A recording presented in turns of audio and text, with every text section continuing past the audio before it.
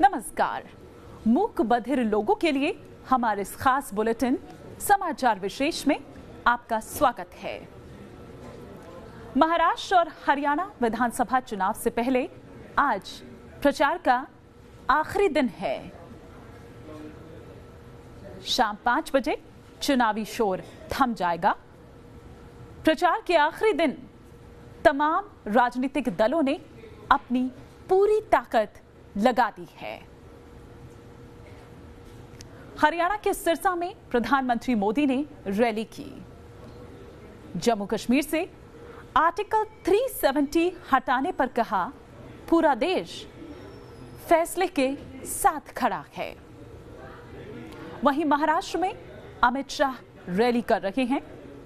नागपुर में मुख्यमंत्री देवेंद्र फडणवीस ने प्रचार में जोर लगाया। शहर के बीच से रोड शो निकाला गया।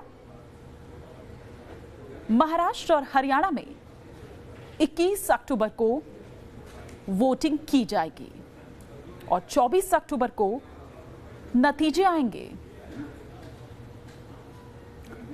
पाकिस्तान को आर्मी चीफ बिपिन रावत ने एक बड़ी नसीहत दी है। FATF के अल्टीमेटम के बाद आर्मी चीफ का बयान सामने आया है। बिपिन रावत ने कहा, ग्रे लिस्ट में शामिल होना किसी भी देश के लिए एक बड़ा झटका है। FATF की चेतावनी से पाकिस्तान पर दबाव बढ़ेगा और वो आतंकी गतिविधियों के खिलाफ कार्रवाई के लिए मजबूर होंगे। रावत ने यह भी कहा कि शांति कायम करने के लिए पाकिस्तान को काम करना चाहिए। शुक्रवार को FATF ने पाकिस्तान को फरवरी 2020 तक ग्रे लिस्ट में डाल दिया है।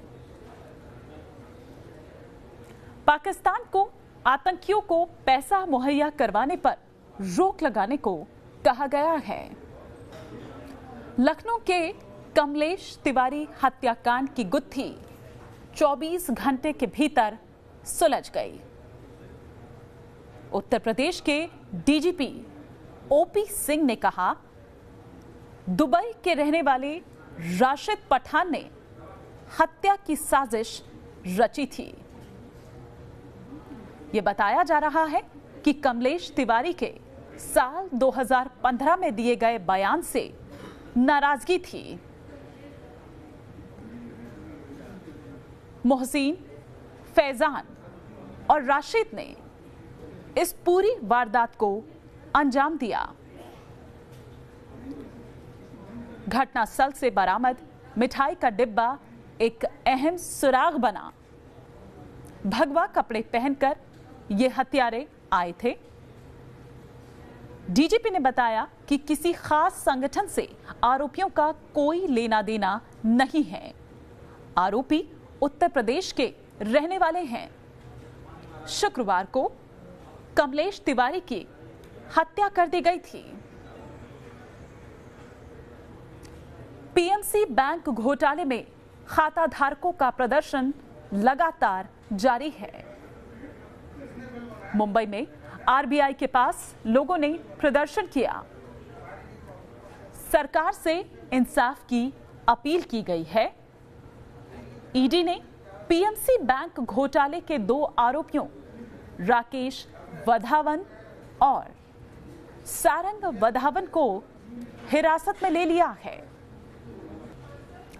अंतरिक्ष की दुनिया में पहली बार इतिहास रचा गया। पहली बार सिर्फ महिलाओं ने स्पेस पर वॉक किया। एस्ट्रोनॉट क्रिस्टीना कोच और जेसिका मीर ने इंटरनेशनल स्पेस स्टेशन पर चहलकदमी की, जिसकी तस्वीरें दुनिया के सामने आ गई। नासा की तरफ से स्पेस वॉक के लिए इस बार सिर्फ 2 महिला अंतरिक्ष यात्रियों को भेजा गया। अब तक अंतरिक्ष में 420 स्पेसवॉक हो चुकी हैं, लेकिन हर बार स्पेसवॉक करने वाली टीम में पुरुष एस्ट्रोनॉट की मौजूदगी रहती थी। लेकिन 421वीं स्पेसवॉक के साथ ये बदल गया। कर्नाटक के एक कॉलेज में नकल रोकने के लिए बड़ा ही अजीब तरीका अपनाया गया। कॉलेज की परीक्षा हॉल में पहुंचे छात्रों को गत्ते का हेलमेट पकड़ा दिया गया और सिर पर डालने के लिए बोला गया। पहले तो छात्र समझ ही नहीं पाए कि हो क्या रहा है। बाद में सभी को सीट पर बैठाया गया और गत्ते के हेलमेट के साथ परीक्षा देने को कहा गया। हालत ऐसी थी कि छात्र अपनी गर्दन तक नहीं घुमा पा रहे थे। छात्रों को परीक्षा देने में काफी मुश्किल हुई, क्योंकि आंसर शीट में फोकस करने के लिए आंखों पर ज्यादा जोर देना पड़ा। नकल रोकने के इस वीडियो के सामने आने के बाद राज्य सरकार ने कॉलेज प्रशासन को नोटिस जारी किया है। ब्रेक के बाद एक बार फिर से आप सभी का स्वागत है। दिल्ली में इंडियन आर्मी ने दिव्यांग फौजियों को सम्मान देने के मकसद से मैराथन का आयोजन किया। मैराथन में हिस्सा लेने के लिए देश भर से सैनिक पहुंचे थे। दिव्यांग समेत सैकड़ों सैनिकों ने इस मैराथन में हिस्सा लिया। सैनिकों में मैराथन के प्रति गजब का उत्साह देखा गया। आर्मी चीफ बिपिन रावत ने भी इस मैराथन में शिरकत की और दिव्यांग सैनिकों का जोश बढ़ाया। जम्मू कश्मीर के राजौरी में साल की पहली बर्फबारी देखने को मिली है। बर्फ गिरने से चोटियां पूरी तरह सफेद दिखाई दे रही हैं। पीर पंजाल के जंगलों में बर्फ की चादर बिछी हुई है। पहाड़ों पर बर्फबारी गिरने से मौसम तेजी से बदल गया है। तापमान कई डिग्री नीचे आ गया है। स्पेन में कैटलोनिया में हिंसक प्रदर्शन हो रहा है। कैटलोनिया की आजादी को लेकर प्रदर्शनकारियों ने सड़क पर आगजनी की। कई जगहों पर सुरक्षा बलों के साथ झड़प भी हुई।